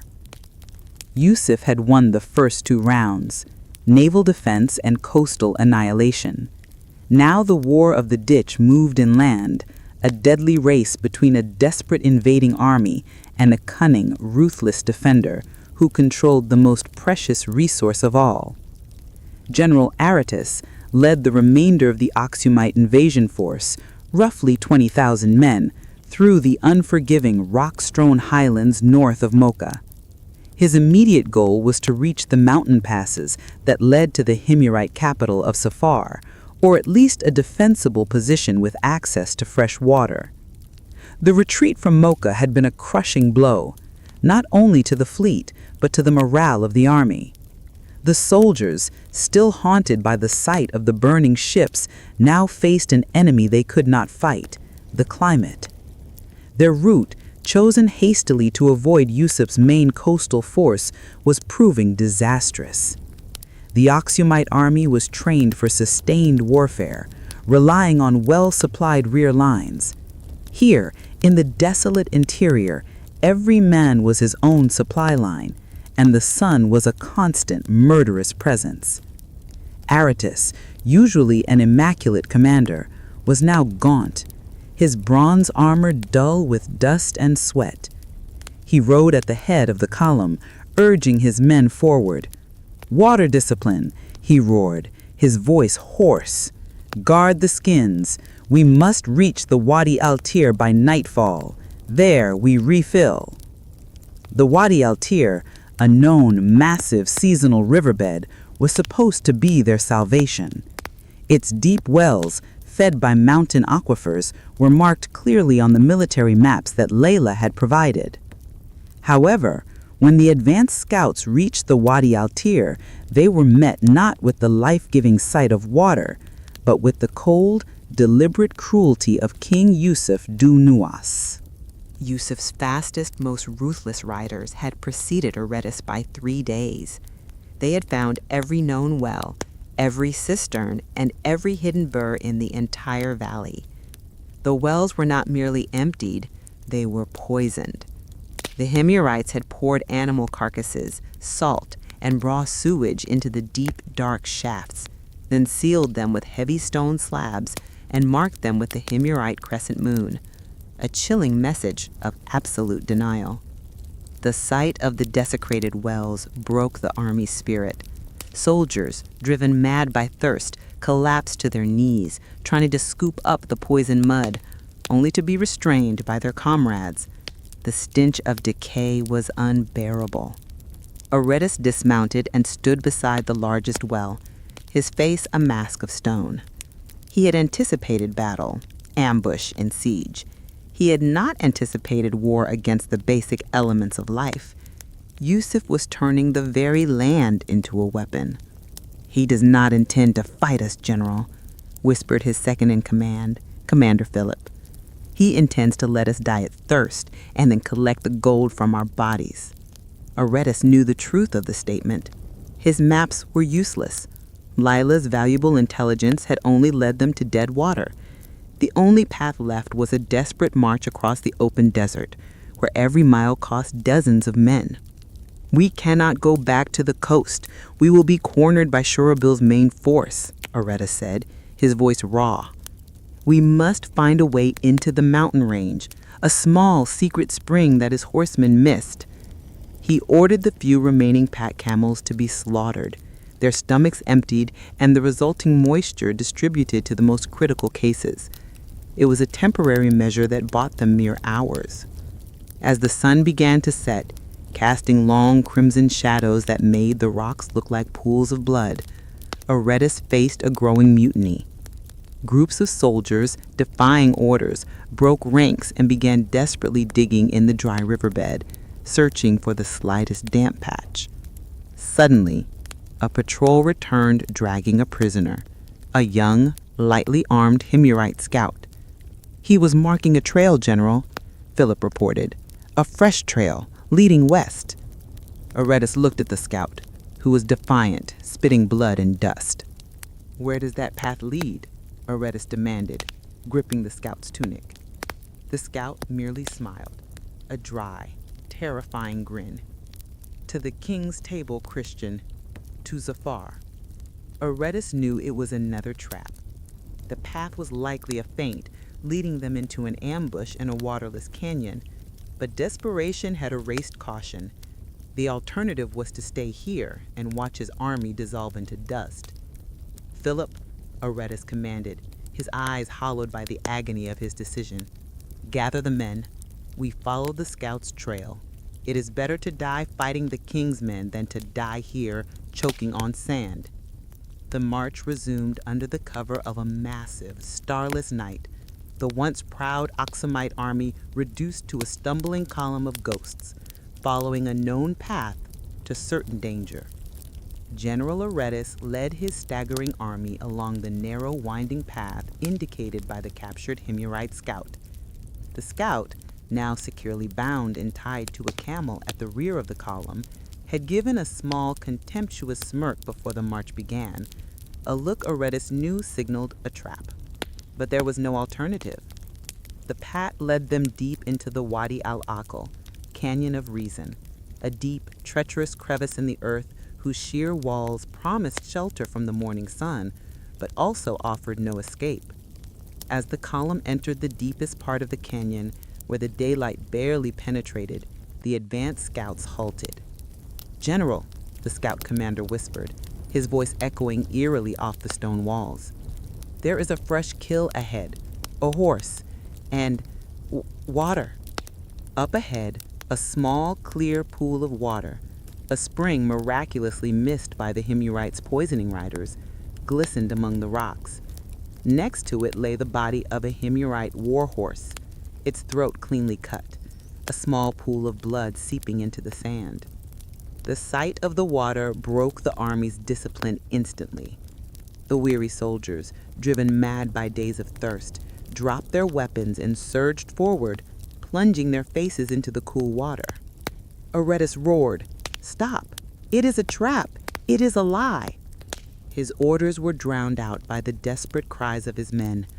Aretas could only watch in agony as thousands of his soldiers clustered around the tiny spring, ignoring all military protocol. The ambush was sprung not from the walls, but from a side crevice that the Aksumite scouts had failed to detect. King Yusuf's elite forces, not the heavy legions, but the light, highly mobile cavalry known as the Desert Hounds, charged out of the crevice, their movements silent until the moment of the attack. They did not aim for the commanders or the battle lines. They charged directly at the clustered, unarmed men around the water source. Their goal was not to win a battle, but to inflict maximum terror and confusion while preserving their own strength. The massacre was swift and brutal. The Aksumite soldiers, their backs to the wall, their bellies full of water but their hands empty of weapons, were cut down by the hundreds. General Aretas, realizing the utter devastation of his remaining force, drew his sword and rallied his remaining guard. He knew the goal was to kill the Himyarite king, but that was impossible. The new goal was simply to survive and carry the banner of the Negus back across the sea. He directed his remaining men toward the narrow canyon exit, using the dead bodies of his own soldiers as a momentary shield against the relentless, slashing attack of the Desert Hounds. The fighting became a desperate, scrambling withdrawal. Aretas fought with the fury of a man who had led his army to certain death. He took a severe wound to his side, his armor offering little protection against the light-piercing Himyarite spears. Finally, reaching the canyon mouth, he ordered his trumpeter to sound the signal for total retreat. The Desert Hounds, having inflicted crushing casualties and broken the army's formation entirely, did not pursue far. They did not need to. They knew the desert would finish the job. As Aretas led the shattered remnants of his once proud Aksumite army, a mere 3,000 out of 20,000, out of the canyon and back toward the coast. He paused to look back. The last thing he saw was the Himyarite scout, released by the Desert Hounds, standing at the mouth of the canyon. The scout lifted a gourd of water to his lips, took a long, slow drink, and then smiled a final, triumphant, and deadly smile at the fleeing general. Yusuf Dhu Nuwas had won the land war. The Negus's grand invasion had collapsed into a disastrous, costly failure. The change in the atmosphere of Adulis was palpable. The initial fervor and righteous confidence that accompanied the invasion fleet's departure had been replaced by a heavy, anxious silence. The sounds of mobilization were gone, replaced by the hushed whispers of bad news traveling up the trade routes. Laila, confined to the protection of the Metropolitan's complex, felt the dread settling like the coastal fog. Her isolation meant she was the last to hear the truth, but the faces of the soldiers who had returned on swift, battered courier ships told the entire grim story. Finally, Metropolitan Thomas entered her room, His face was ashen, his usual air of worldly composure replaced by exhaustion and despair. "The invasion," Laila began, rising quickly. "The fleet?" Thomas did not look at her. "Moch'a was a disaster, Laila, a colossal failure of strategy and hubris. Yusuf Dhu Nuwas used fire and the very earth against us. General Gebre and 10,000 of our finest infantry were annihilated by heat and ambush. General Aretas, he escaped with less than 4,000 men. He is currently being evacuated from a northern beachhead." Laila sank back onto the simple cot, a cold wave of shock washing over her. The thousands of lives she had sacrificed her own freedom to avenge, all that blood, all that hope, had been repaid with an even greater catastrophe. "The king's trap worked," Thomas murmured, staring blankly at the wall. "He scorched the earth, poisoned the wells. He made the desert his soldier. Negus Kaleb's fleet is crippled, his army decimated. Yusuf has not only defended his throne, he has made the Aksumite Empire look weak before all of Arabia." The immediate danger was immense. With the Aksumite army broken, Yusuf Dhu Nuwas was now emboldened to attack Adulis itself, to eliminate the launch point of the invasion and punish the conspirators. "What about the Negus?" Laila asked, her voice trembling but gaining strength as the shock wore off and the cold necessity of action returned. Thomas said, shaking his head, "The Negus has fulfilled his vow. He swore not to wear the crown again until Yusuf was deposed. He is preparing to abdicate and become a hermit to atone for the loss of his army. The church is reeling. We have no resources left for a second wave." The crushing weight of failure threatened to drown Laila, but the image of the burning ditch and the scent of the burnt rose she carried forced her spine straight. The war was not about Aksum's pride. It was about the survival of the faith in Arabia. "Then the Negus is not the answer," Laila declared, rising to face Thomas, her eyes burning with fierce resolve. "The battle is too big for Aksum, for the Red Sea. We must go further." She pointed north toward the open sea. "The Emperor, Thomas, Justinian I of Byzantium, Constantinople, he funded this first wave. His trade routes, his influence, his honor, they are all at risk now. King Yusuf's victory is a victory for the Persians, a clear threat to Byzantium's power in the east.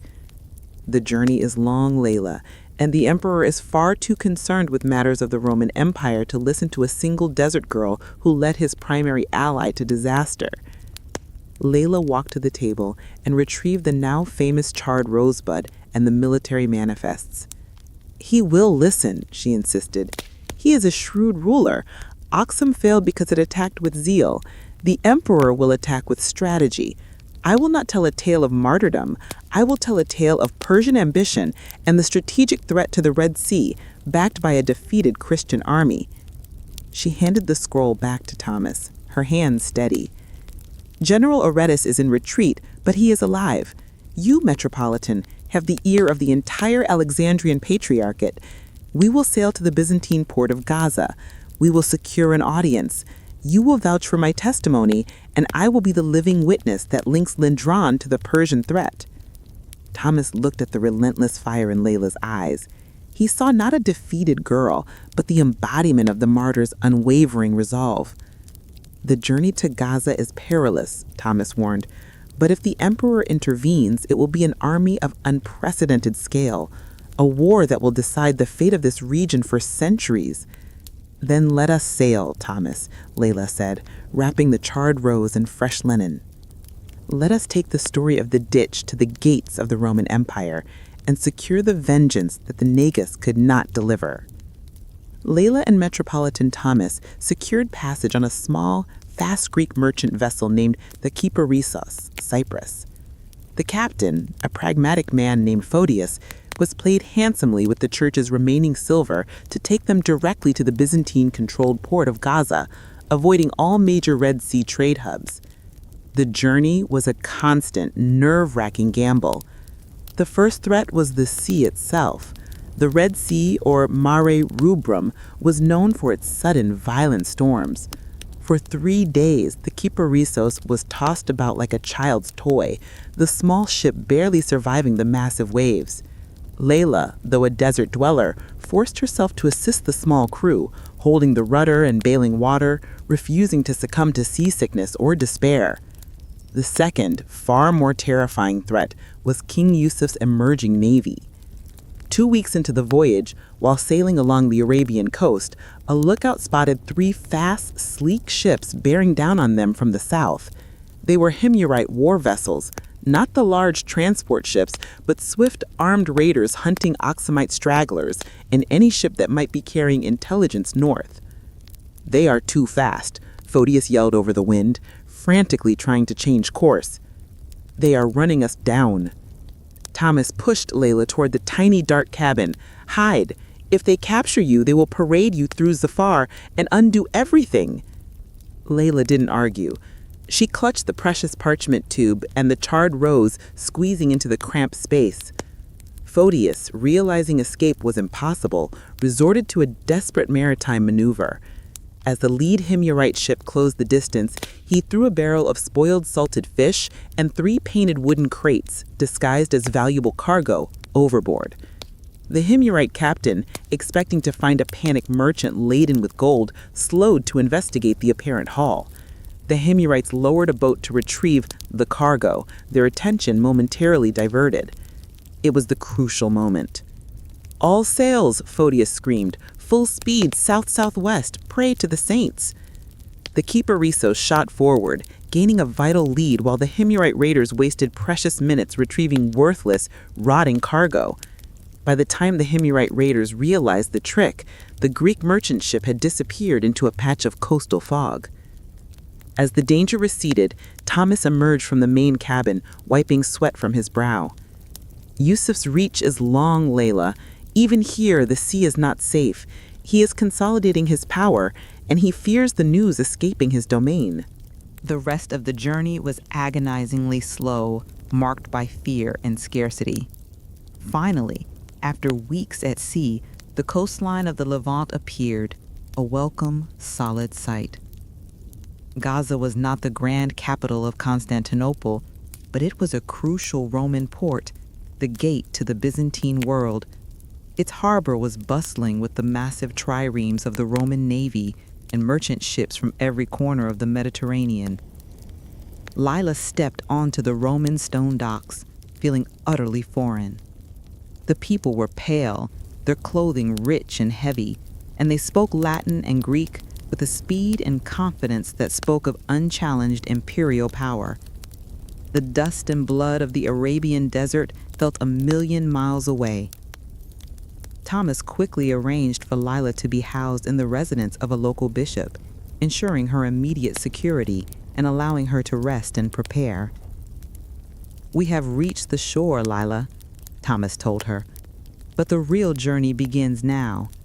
We must travel north to Constantinople.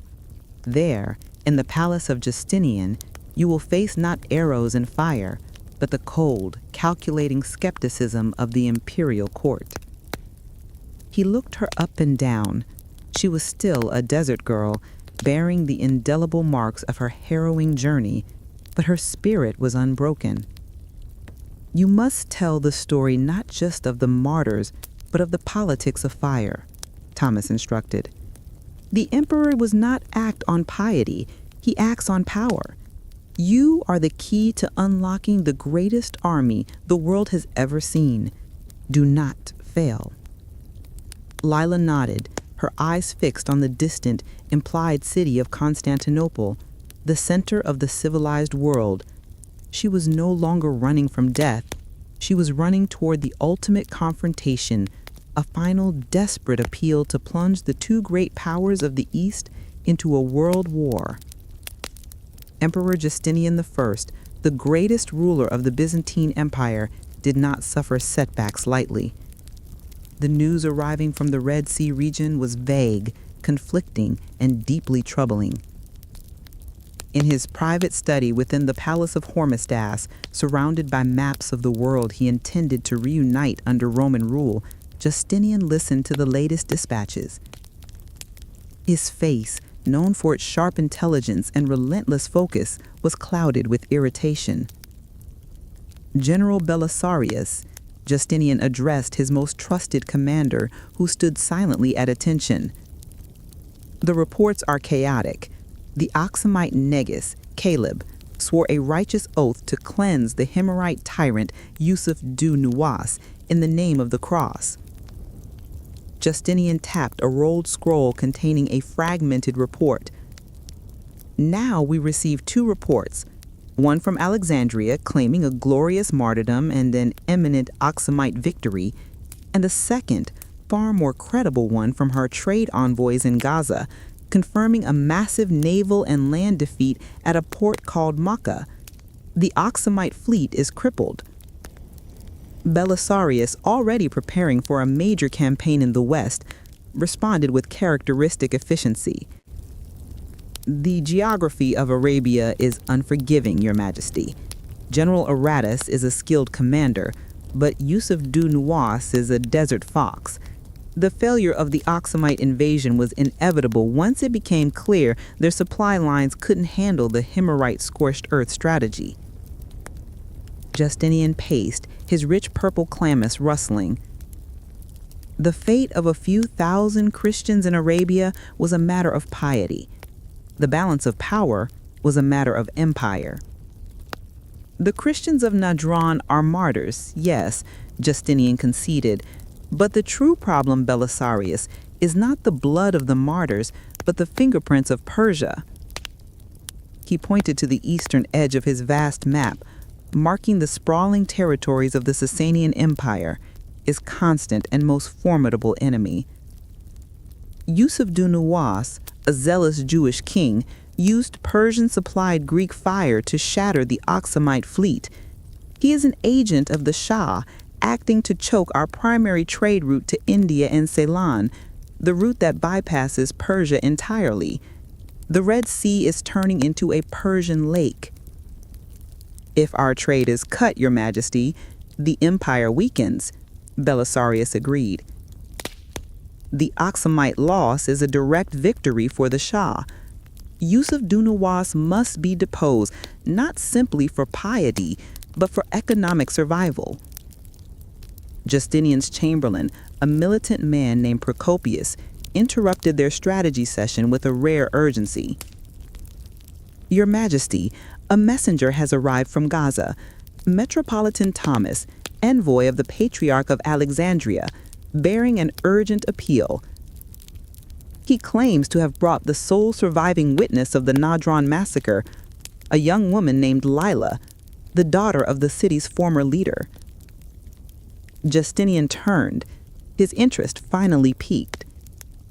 A witness, not an envoy, but a survivor. Indeed, Your Majesty, he claims she carries the full, undeniable account, not merely the religious persecution, but the detailed military intelligence of Yusuf's strategy and his direct links to the Persian king. Justinian steepled his fingers, his mind racing. This was exactly what he needed. The Aksumite failure had created a political vacuum and a diplomatic nightmare. The emperor could not simply launch an invasion without clear justification to his Senate and the church. Belisarius, this is not a matter for your legions yet. This is a matter for the court, Justinian decided. If this girl's story is credible, she gives us the perfect narrative. A young, desperate survivor testifying to sacrilege and Persian conspiracy. It will be our moral mandate. He gave the order. Send immediate escort to Gaza. Bring Metropolitan Thomas and this Laila to Constantinople with all speed and secrecy.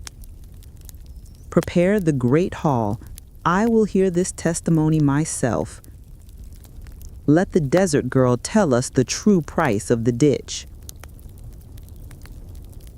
The vast machinery of the Roman Empire was now focused entirely on the arrival of a single dust-covered refugee from the Arabian desert.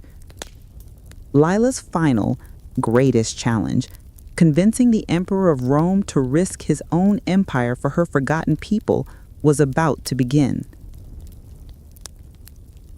Laila had traded the scorching heat of the Arabian sun for the chill marble of the Roman court.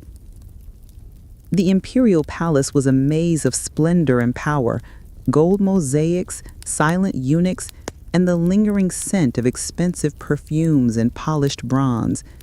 It was the center of a world far removed from the dirt and sacrifice of Najran.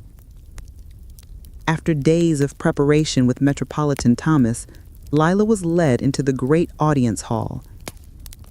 The room was immense, lit by thousands of lamps, and utterly dominated by the figure seated on the throne, Emperor Justinian I. He was surrounded by the intellectual and military might of the Roman Empire. General Belisarius, the commander of the Western armies, stood to one side. Jurists and senators stood to the other. Their faces were intelligent, shrewd, and utterly impersonal. Laila, dressed in simple, severe Byzantine attire, felt every eye weigh her down. She was the desert girl, the sole fragile link between a tragedy in a distant land and the policy of the mightiest empire on earth. Justinian did not offer comfort or platitudes. He leaned forward, his gaze piercing. "Witness, Laila."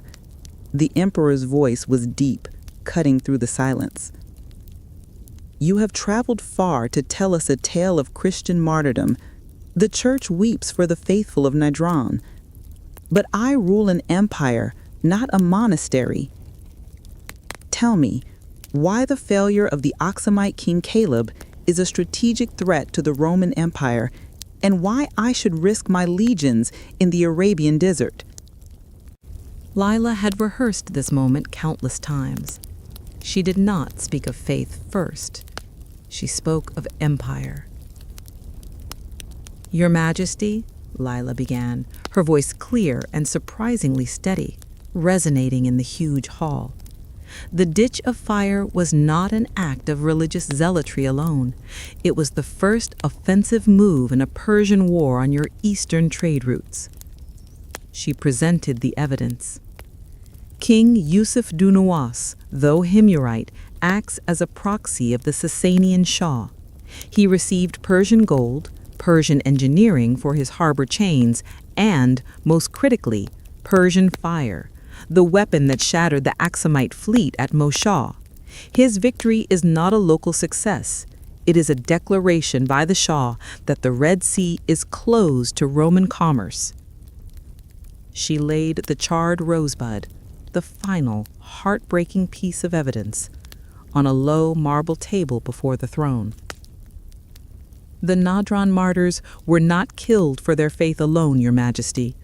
They were executed to eliminate the Christian element, the pro-Roman network that stood in the way of Yusuf's consolidation of power, clearing the path for Persian influence.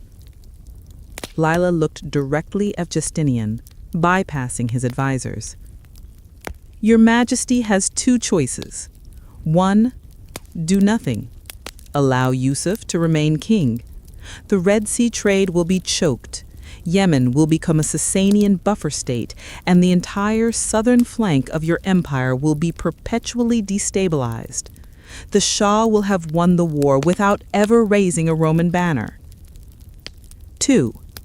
Commit to a final, decisive invasion. King Kaleb is broken, but his vow stands. Send an expeditionary force, not merely to avenge the martyrs, but to restore the legitimate Christian king of Himyar, who was deposed by Yusuf. She knew the most appealing argument: plausible deniability. Let the Aksumites provide the men. You, Your Majesty, must provide the ships, the gold, and the command. Send General Belisarius, or a commander of his equal, to lead the Aksumite forces. With Roman strategy and Aksumite manpower, the king of the ditch will fall. A long, profound silence followed. Justinian looked at the charred rose, then at the assembled power of his court. The military necessity, the economic imperative, and the moral mandate were now perfectly aligned. Laila had given him the perfect justification for a new, overwhelming war. Justinian nodded slowly, a look of fierce resolution settling on his face. "Metropolitan Thomas," the emperor commanded, his decision final, "you will return to Aksum immediately. Inform the Negus Kaleb that Rome will honor his sacred vow. We will provide the funding, the ships, and the military command for a second decisive invasion. General Aretas's army will be restocked and reinforced." Then he looked at Laila, the survivor, the witness. "Laila, you have shown courage that shames every prince and general in this hall. You have brought a necessary war to my attention.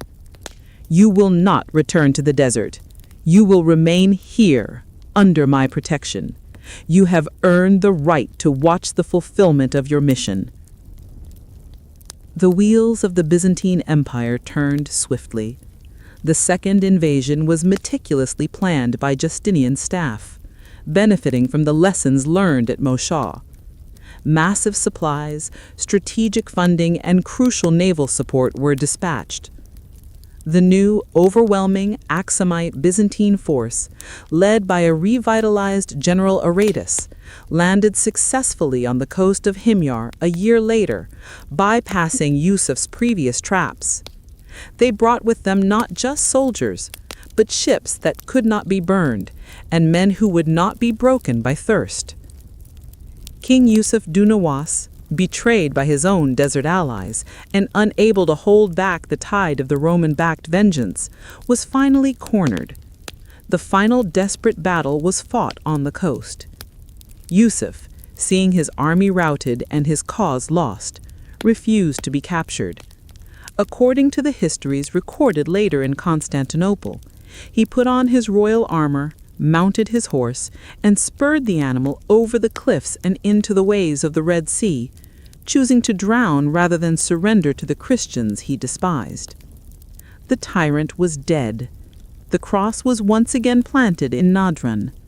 The martyrs of the ditch were avenged, and Laila, the desert witness, who spoke truth to the emperor, had changed the course of history. With King Yusuf Dhu Nuwas dead, the Byzantine Aksumite coalition quickly consolidated control over the Himyarite Kingdom, installing the rightful local Christian prince, Yusuf As'ar, as a vassal king. The new regime, however, was heavily dependent on the power that had installed it. Returning to Najran, Laila was not a refugee, but a celebrated heroine and symbol. She oversaw the rebuilding of the city, focusing first on the churches and community centers that had been destroyed. The site of the Ukhdud, or the ditch, was not erased. Instead, it was consecrated and transformed into a shrine of the martyrs, drawing pilgrims from across the region. Najran became the spiritual heart of Christianity in Arabia. Laila, however, refused titles or political power. She used her influence to establish a foundation dedicated to the families orphaned by the massacres, ensuring the martyrs' legacy was one of aid and resilience, not just vengeance. The true ruler of the Arabian coast was the Byzantine military. Emperor Justinian, having invested vast resources, demanded stability and, more importantly, control over the trade routes. The emperor quickly appointed an ethnic Aksumite commander, Abraha, as the governor of the crucial Himyarite coast. Abraha was tasked with ensuring the free flow of commerce and suppressing any lingering pro-Yusuf or pro-Persian resistance. Abraha was shrewd, ambitious, and utterly pragmatic. He recognized that the puppet king, Yusuf As'ar, was weak, and that the only source of real power was the army he commanded. Within 2 years of the victory, Abraha orchestrated a coup. He deposed Sumyafa Ashwa, took the throne for himself, and declared himself the independent ruler of Himyar, effectively becoming the viceroy of Arabia. This created a new, complex political reality.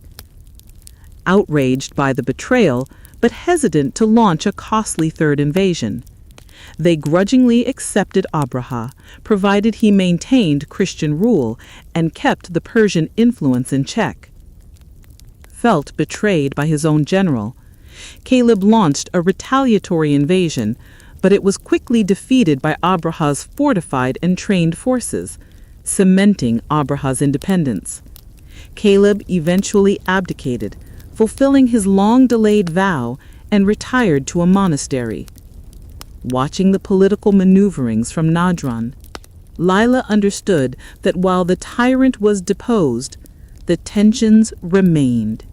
The unity and Christian rules she fought for were now complicated by a new power that owed allegiance to no one but itself. Abraha ruled for decades, transforming the former Himyarite Kingdom into a powerful Christian-aligned state. He rebuilt the infrastructure, ensured the safety of the trade routes, and, most famously, built a massive cathedral in his new capital of Sana'a, attempting to divert the annual pilgrimage trade away from the ancient pagan city of Mecca. The story of the martyrs of the ditch, though politically co-opted, became a cornerstone of Christian identity in Arabia. This strengthened Christian presence and Abraha's subsequent rivalry with the growing pagan and polytheistic tribes to the north, particularly those centered in Mecca, created the intense, final political and religious crucible of the 6th century. Years later, Laila was an elderly woman, revered as the mother of the faithful in Najran. She continued her work, witnessing the reign of Abraha and his continued struggle for stability against northern forces. The war Laila started achieved its immediate goal, vengeance for the martyrs and the defeat of the Persian proxy Yusuf. However, its ultimate long-term legacy was the unintended consequence of profoundly altering the political and religious landscape of Arabia.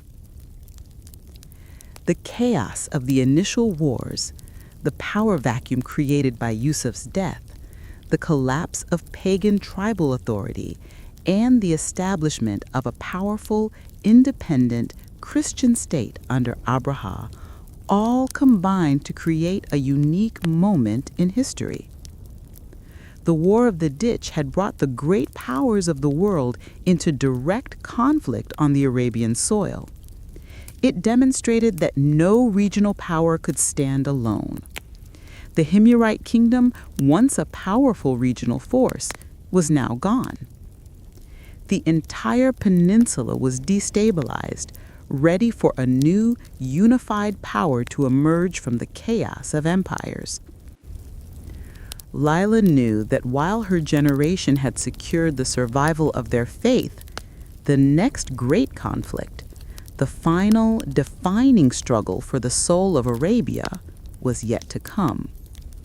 It would emerge from the tribal heartland, far from the influence of Constantinople or Aksum, in a land where a new prophet would soon rise, claiming a faith that rejected both the emperor's cross and the king's zealotry. The saga of the martyrs had ended, but the historical crucible it created had set the stage for the dawn of Islam less than a century later.